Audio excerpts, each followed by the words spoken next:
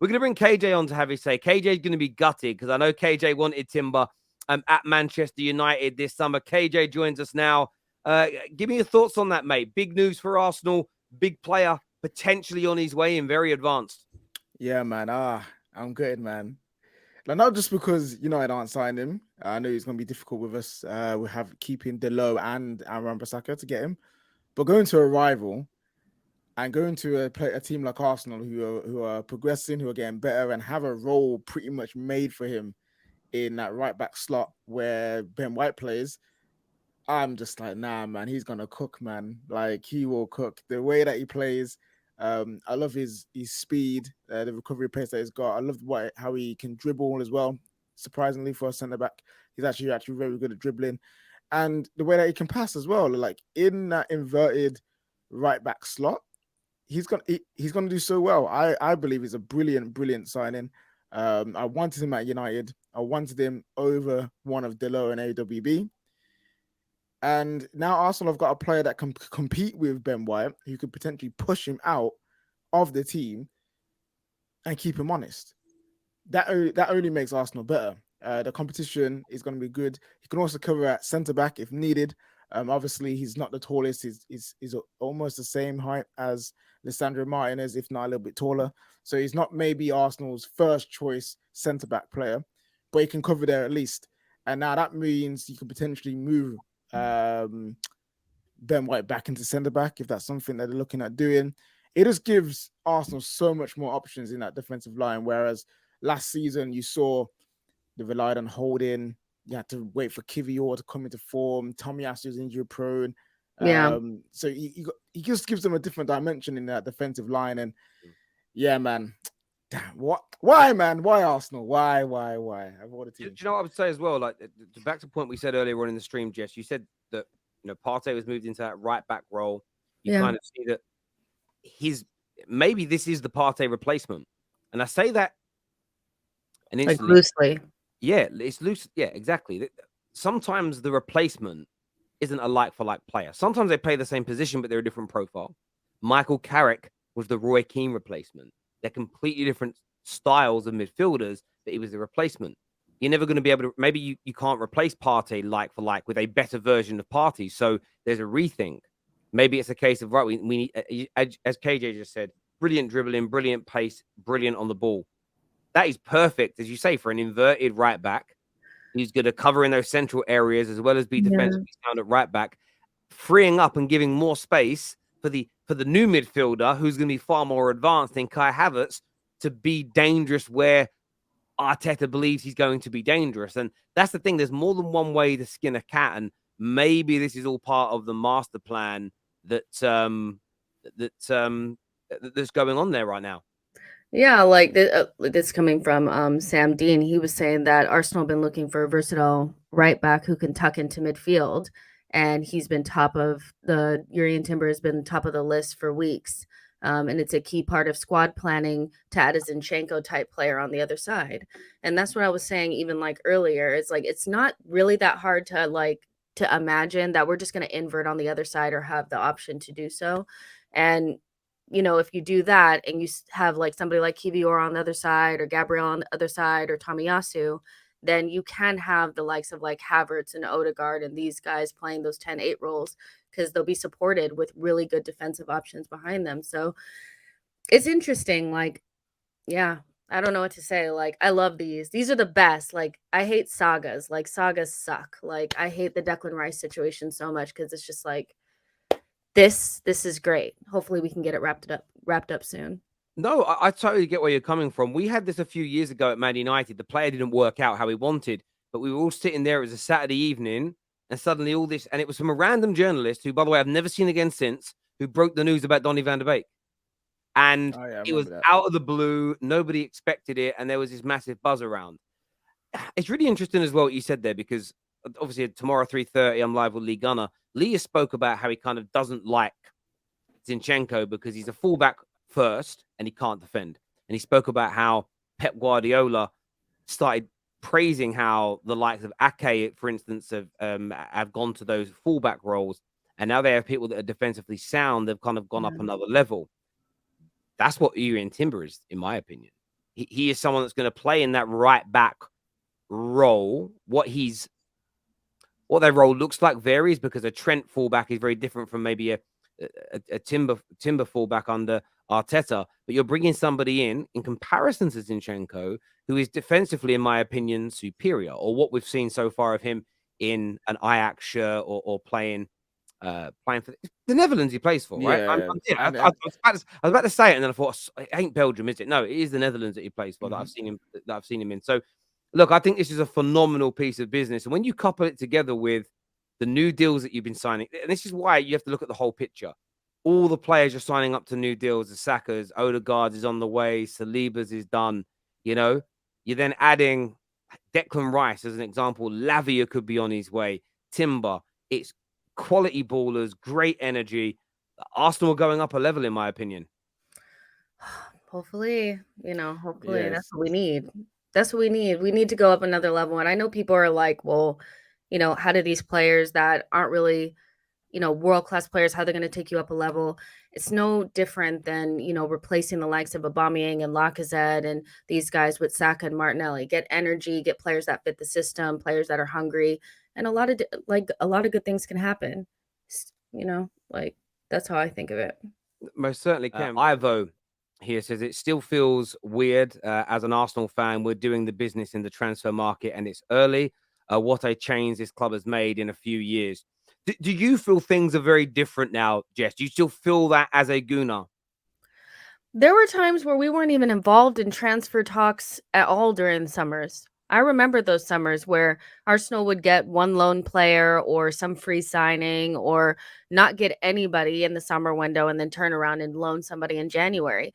So yeah, things are different. And in the Emery era as well, we started to buy players, but it didn't seem like it had as much of a plan as it does now. And sometimes, yeah, you have to make mistakes to learn what works and what doesn't. I think early in Arteta's tenure, there were some mistakes, like Willian. We know 100% that didn't work out. Some of the guys, even not this last window, but the window before, with Sambi, didn't work out, and Tavares. But everything makes sense. There's no players that come in that I'm trying to figure out, well, why would we buy a player like this? Young, talented, hungry, fit whatever we're trying to do in terms of on the pitch.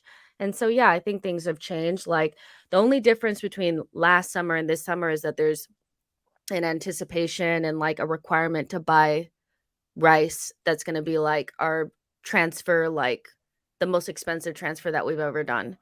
That's where I think we really see the change, is if Arsenal can actually get a big deal like that done. But in terms of from last season and the season before, hell yeah, we're definitely moving differently. I think it's obvious. Saka would have been at somebody else's club by now.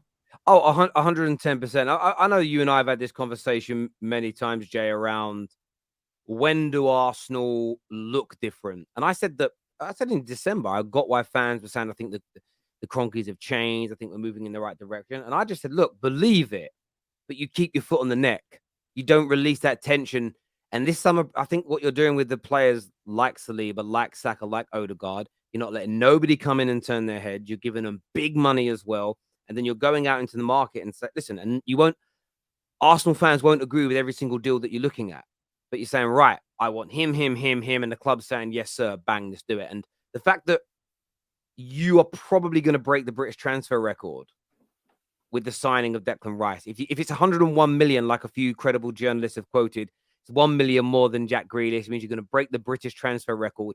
And I'm not going to lie to you, I never felt like Arsenal would ever be the team to be the ones breaking the British transfer record. It always felt that would be an Arsenal, a City, or a Chelsea thing to do. Arsenal never really. You spent a lot on Pepe, but Arsenal never really were that team. And I know for years I had fights with so many of my friends that were Arsenal fans who said, yeah, but we celebrate not doing it like everybody else. And I used to look at them like they were Martians. I genuinely would look at them like they were Martians. I used to think to myself, why are you celebrating coming second, coming third, coming fourth, but having great net spend? And look, yeah, but we spent 50, we spent 400 million less than Man United in the last 10 years. Yeah, but we've won, I don't know, 12, 13 more trophies, including Champions Leagues. It never made any sense celebrating that. the way I now see Arsenal moving, it's why I said it last summer.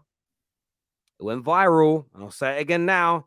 It's why Arsenal scare me now.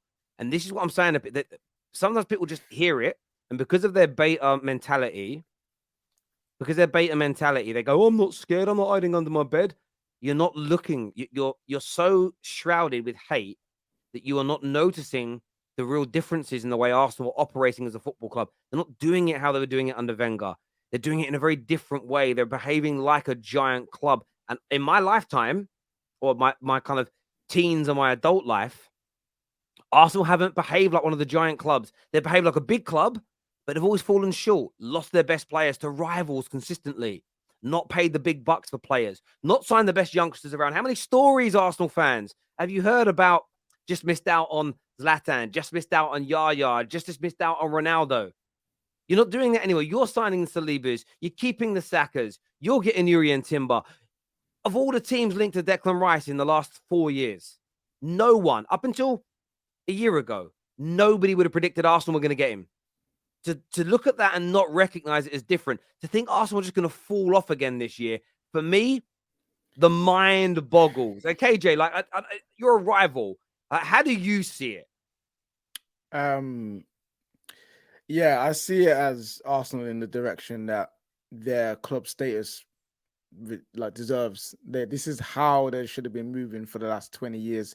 And it's frustrating in terms of I'm seeing my team go through like whatever kind of transfer takeover sagas. We want certain players, we can't afford them. And the way that Arsenal have managed their turbulent time and now look like they're coming out of it. To say that they've completely come out of it is them winning the Premier League or the Champions League. That's when it's like done, like set. But right now, they look closer to it than they've ever had in the last 10 years. And as a rival looking at it, I'm just like, this is not good because we know what Arsenal can do when they're at the top. We let's not act like we've never seen Arsenal be one of the best teams in the country. We have.